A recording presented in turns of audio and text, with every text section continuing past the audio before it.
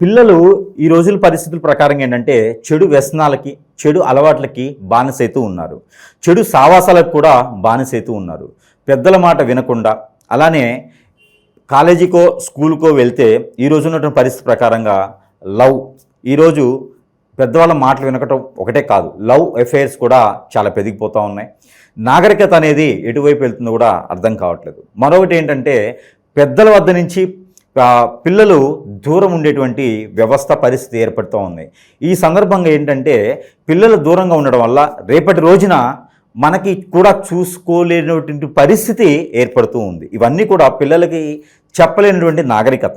ఇవన్నీ కూడా చూసుకున్నట్టయితే కనుక పిల్లలకి పెద్దలు ఖచ్చితంగా వారితో స్నేహితులుగాను, ఫ్రెండ్షిప్గాను ఉంటే మాత్రమే ఇది సాధ్యపడుతుంది.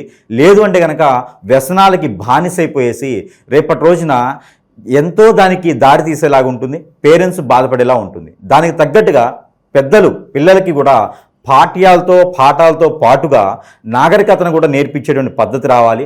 ప్రతి ఒక్కరికి ఏదో ఒక గ్రంథంలో నుంచి తీసినటువంటి విలువలు, వాల్యూసు, బంధాలు, బాంధవ్యాలు ఇవన్నీ కూడా తెలియజేయగలిగితే పిల్లలు చెడిపోకుండా ఉంటారు. మరొక విషయం, పెద్దలకి అంటే పిల్లలకి 25 సంవత్సరాలు వచ్చేంతవరకు కూడా బైకులు కానీ ఫోన్లు కానీ ఇవ్వకపోవడంతో పాటు డబ్బుకి విలువ తెలియచేయగలిగితే పిల్లలు సుఖపడటానికి ఆస్కారంగా ఉంటుంది. కాబట్టి పెద్దలు ఈ మాత్రం ప్రయత్నం అయితే చేయాలి.